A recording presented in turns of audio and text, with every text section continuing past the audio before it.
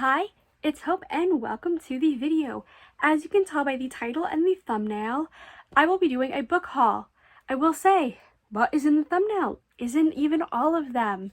I literally dropped that stack trying to take the thumbnail. So yeah, there is, I don't even know how many books, but these are from my last book haul, which was right before Christmas, I think, and then up to end of February, I believe.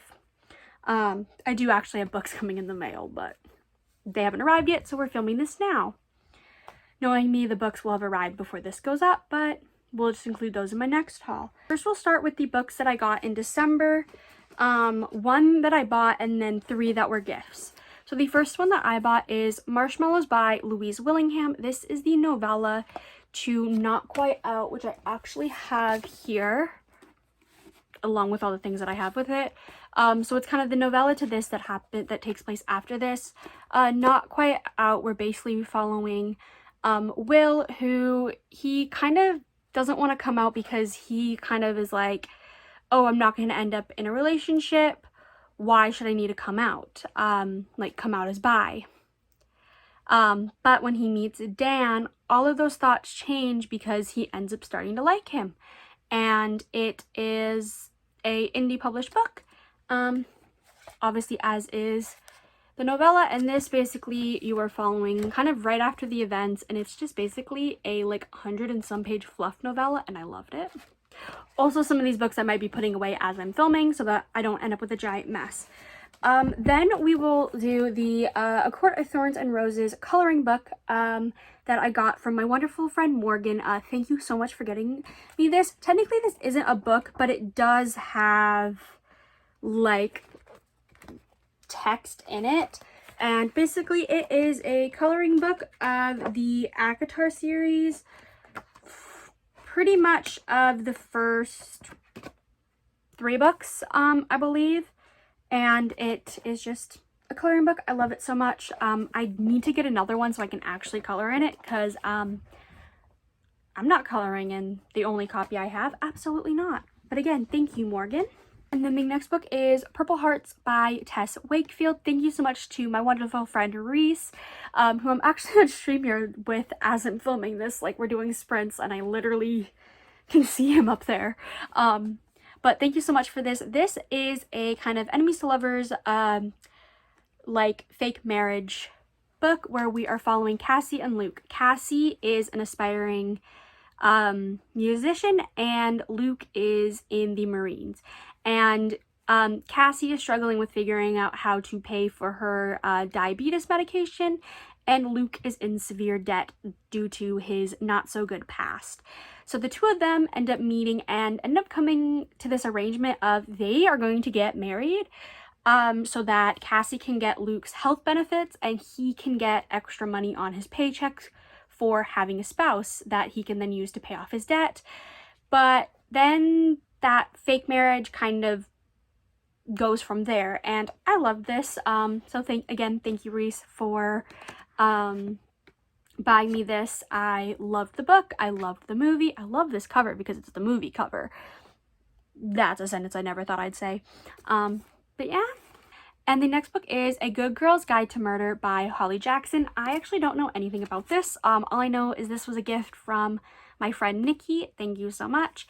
And this is one of her favorite books. So I'll just read the back. Pretty unpopular high school senior Addie Bell was murdered by her boyfriend Saul Singh, who then killed himself. It was all anyone could talk about, and 5 years later, Pip sees how the tragedy still haunts her town. Now a senior herself, Pip decides to re-examine the closed case for her final project. At first, just to cast doubt on the original investigation, but soon she discovers a trail of dark secrets that might actually prove Saul innocent, and the line between past and present blurs together. Someone in Fairview doesn't want Pip digging around for answers, and now her own life is in danger. That sounds really good, and I'm excited to read this at some point. So thank you to Nikki for buying this for me. I'm so excited to read it. So now moving on to the books that I bought in January. Actually, I only bought one of these. The other 3 were were like pre-orders. So the first book is Crave by Tracy Wolf. I feel like I've mentioned this in every single video I've done recently. But this is the first book in the Crave series, where basically we are following Grace Foster, who, after her parents die, Grace ends up having to attend this boarding school in rural Alaska that is ran by her uncle. Little does Grace know that there are that this is a school for paranormal creatures, and she learns more about that and kind of discovers what is true in the world, while also having suspicious things going on in the school as well. So I finally got myself a copy of this, and you'll actually see another book in this series in this haul. So yeah.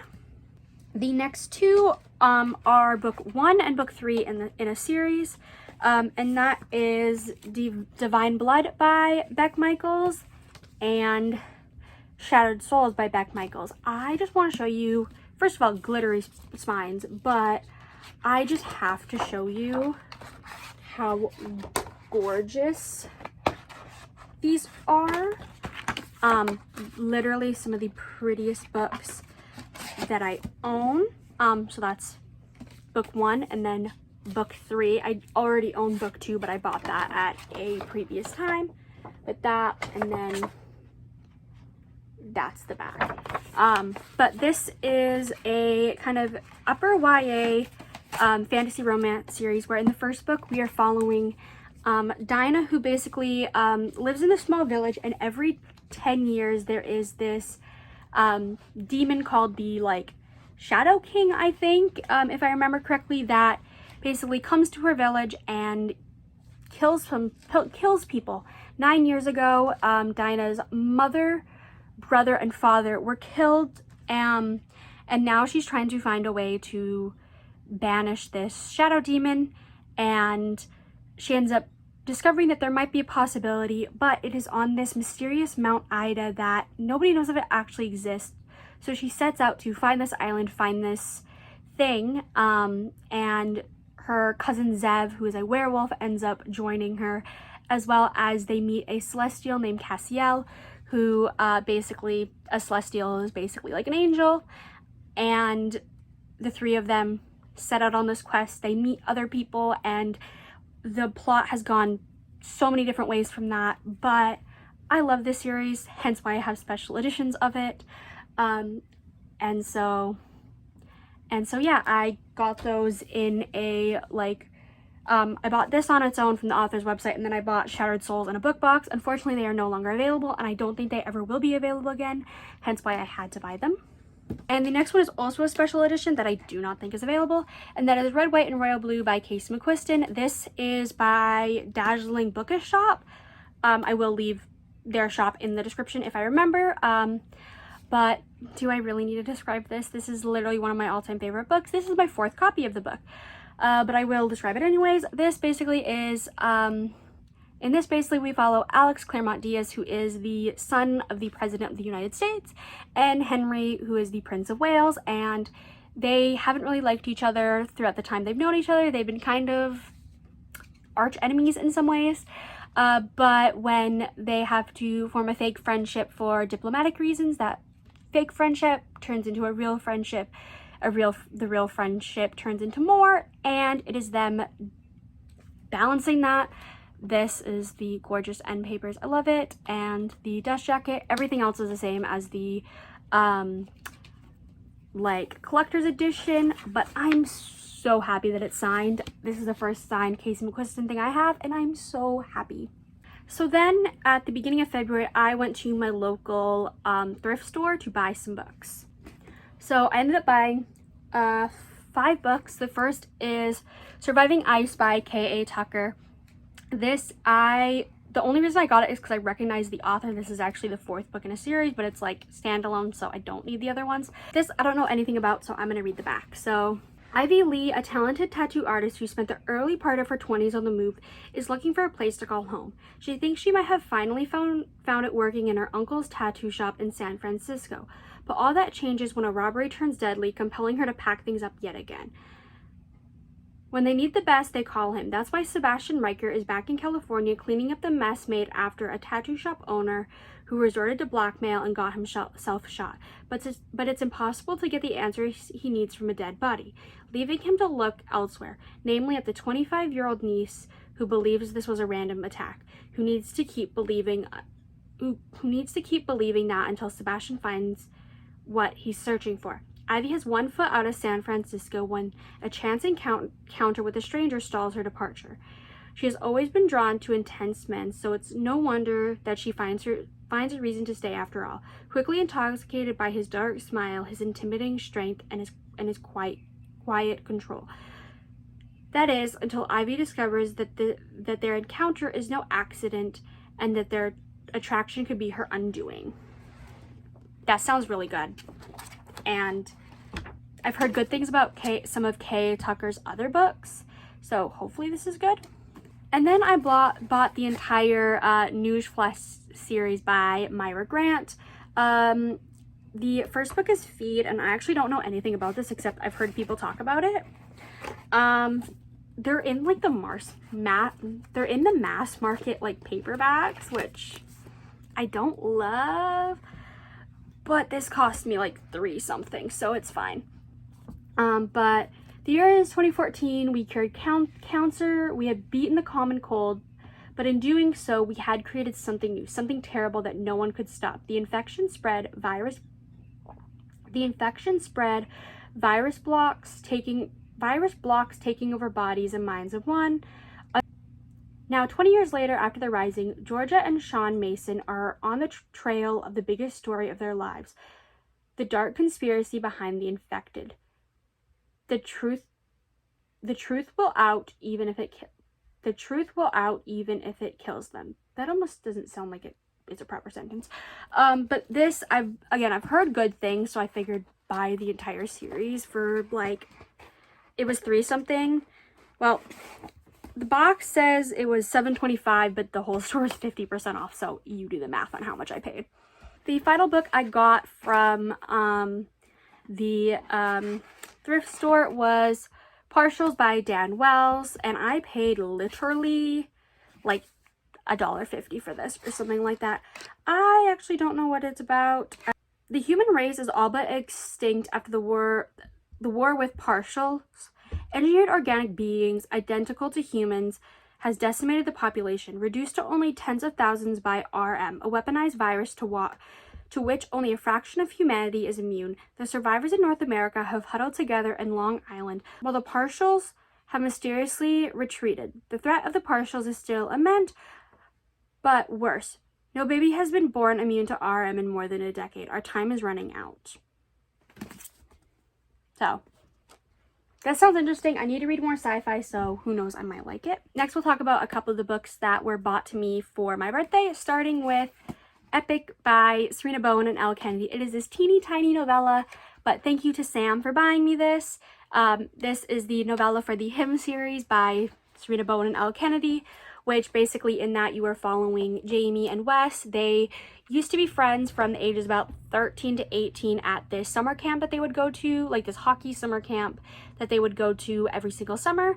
But when something happens when they're 18, they go their separate ways until one summer they both end up like being coaches at this like hockey summer camp, and their friendship rekindles and more forms. I loved this, hence why I put it on my wish list. So again, thank you to Sam for buying me this. I also got another novella for my birthday, which is Fire Night by Penelope Douglas, which is the like Christmas novella basically for the Devil's Night series, which I can't really describe, but it's basically like a dark romance where you're following, like, there's these 4 guys in a friend group, and you are kind of, each book is following one of them and their respective girl as you are seeing them knowing each other in high school and then in present day now. And it's like, so it's like the dual points in time.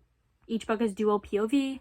But this is kind of the Christmas novella that wraps everything up. It kind of is like a extended epilogue, if you will. But I love this series, so I'm so glad to own at least one book in this series. And the final book I got for my birthday is Brutal Prince by Sophie Lark. Thank you to Karina for buying me this. I am so excited to read it. I will probably be reading it within the next few weeks. But this, I always forget what it's about. So, a match made in hell. The Griffins and the Gallows have been battling for control of Chicago's underworld for generations. Their bitter rivalry reignites when Ada, the youngest and the wildest Gallows sibling, crashes a party at the Griffins' mansion, accidentally setting the fire to the library. To stave off an all-out war, her father arranged a marriage with Callum Griffin, eldest son and heir. Cold, ambitious, and brutal, Callum is determined to tame his headstrong bride. Ada is more than capable of giving as good as she gets, starting with poisoning Callum for their wedding night. In their struggle for dominance, who will break first? So yeah, I'm so excited to read that. The next book I bought is Crush by Tracy Wolff, which is the second book in the Crave series. I've already mentioned it, so I don't really need to mention it now, but I did buy it. The next book is Chain of Thorns by Cassandra Clare. This I actually bought at Walmart. It was very much an impulse. Went to Walmart, saw it was there, didn't own it, so went, I'll buy it. It was like 20 bucks. But this is the third and final book in the Last Hour series, which is one of the series in the Shadowhunter universe, which this takes place in 1903 Edwardian London, as we are following a group of Shadowhunters who are trying to basically, there's these demon attacks that have been happening around London ever since a new family has moved there, and it's basically kind of trying to figure that out, and there's a really good friendship group, and I really need to finish this series.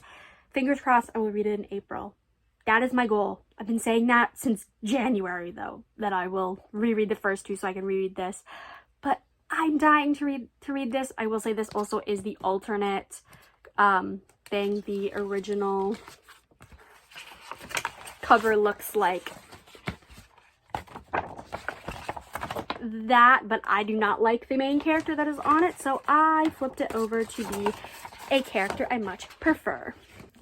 And the most recent book that I got is Heartstopper Volume 3 by Alice Oseman. This is the Fairy Loot exclusive edition, so it has these beautiful, bright sprayed edges, the, what's the word, metallic, aspect to it, the beautiful end pages, and I literally almost cried seeing this, but it's signed by Alice Oseman.